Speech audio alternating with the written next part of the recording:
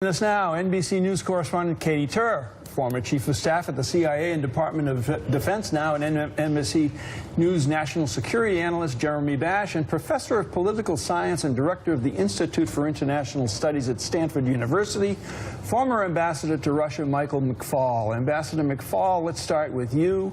You just heard Director Pompeo talking about Russia interfering in our elections, and I guess this is nothing new. It's been going on for apparently decades, according to the CIA director. What are your thoughts about what he said? I thought that was a very flippant answer for a very serious situation. I worked in the government for 5 years. I don't recall reading an intelligence report about Russian interference in those previous elections. Maybe he should clarify what he meant by that. There may be something on his mind. But to somehow suggest that what happened in 2016 is just standard operating procedure is flatly incorrect. And I think he just trying to undermines the seriousness of which we should be devoting to figuring out exactly what happened in 2016. Jeremy, do you agree with the ambassador? Yeah, and more importantly, I agree with the professional analysts at the CIA and within the intelligence community who have written publicly in the January 5th Intelligence Community Assessment that this attack, or last year's attack, I should say, was of unprecedented scope, unprecedented scale. And in particular, the use of cyber tools, hacking, that is unprecedented. Yes, they've engaged in propaganda, but nothing to this extent. And of course, we have never seen a presidential campaign potentially working with, having foreknowledge of those Russian government efforts to intercede in an election. Jeremy, let me stick with you and just ask you this question. We've now seen 2 successive days. We had the Donald Trump interview with the New York Times. We now got reporting from the Times and the Post. All of it sending a clear message among other unclear messages, which is, Robert Mueller, stay away from my personal finances. This should just be about Russia. Now, I might be nuts, but it seems to me that the intertwining of Donald Trump's personal finances and Russia is precisely the point. So where do you think that is headed with the president sending these messages and Mueller hearing them? Critical point, because Mueller's investigation, in addition to being a criminal investigation, is also a national security and a counterintelligence investigation. Fundamentally, he's trying to figure out what leverage does Russia have over the United States. And the way Russia would have leverage over Trump is a long-standing connection financially, also interceding in the election, and maybe compromising material. Mueller's going to run down all 3 of those lanes. Katie, I mean, you spent more time with Donald Trump than almost any member of his family has over the past. That's not true. Own it, Katie. Just own it. Katie was quick to deny that, I noticed. What's your sense of where the president's mind is at with all of his forces? I think it's very telling that the one thing that he really seemed to raise, I mean, he raised a lot of alarm bells in that New York Times interview the other day, but the one thing that hit to me was he cannot look at my personal finances. He cannot look at Jared Kushner's finances. He cannot look at the Trump Organization or my sons. This has been a really sensitive topic for him since going back forever. Is it fear? There is a reason he hasn't released his tax returns. Why that is, we have speculated on a number. The answer. We know the answer. He has financial dependencies to Russia, period, to dirty parts of Russia. It's not a question. There's no other explanation.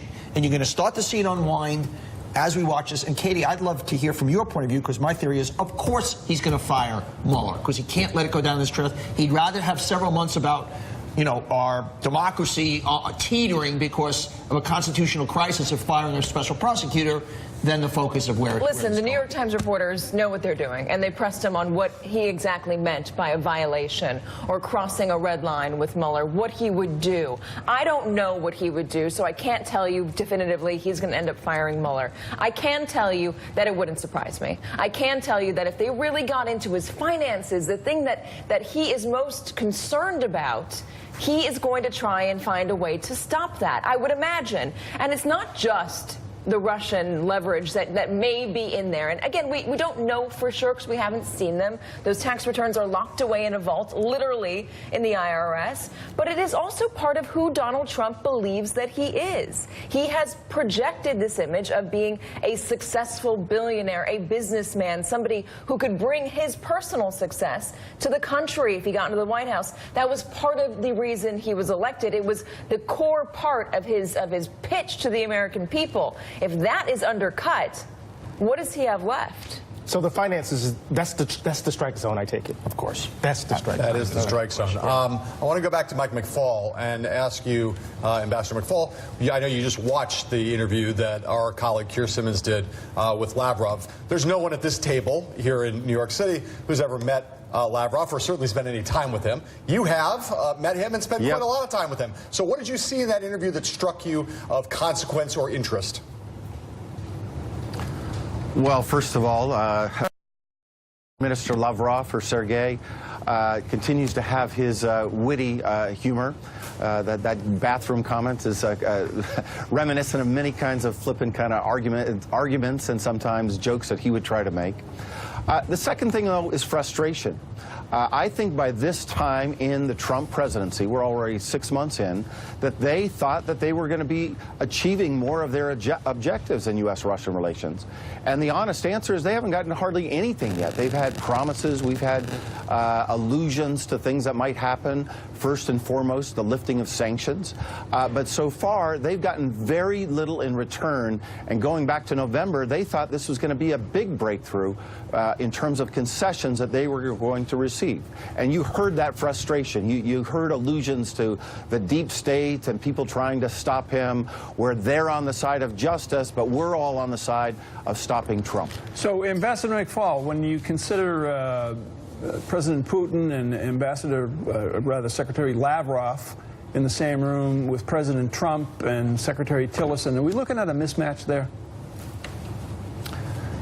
I thought it was a mismatch. I thought it was a tactical mistake for the president to not have more people in the room. He should have had his national security advisor in his room. That's just standard protocol.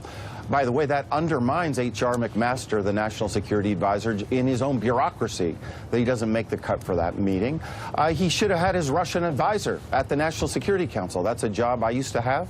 Her name's Fiona Hill. She's very competent, knows Putin well, knows Russian, and would have been a good note taker.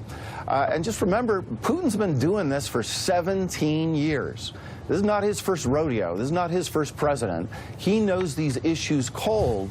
Even the best of students of U.S.-Russian relations rolling into that after just 6 months in the White House would be at a disadvantage. Why go into a meeting like that, when you're already at a disadvantage by not having your full team in place? Hey, Mike, it's Jeremy Bash. I just wanted to ask you a question.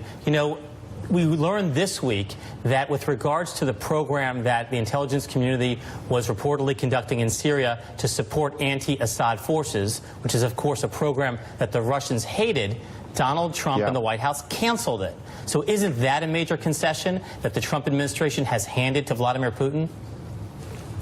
Actually, Jeremy, I'm glad you brought that up, because that is a first big major concession. I agree entirely. Now, I don't know the details of how that program was going. You would probably know better than I. But most certainly for years, and while I was ambassador, every single meeting that anybody on our side had with either Putin or Lavrov, this program came up.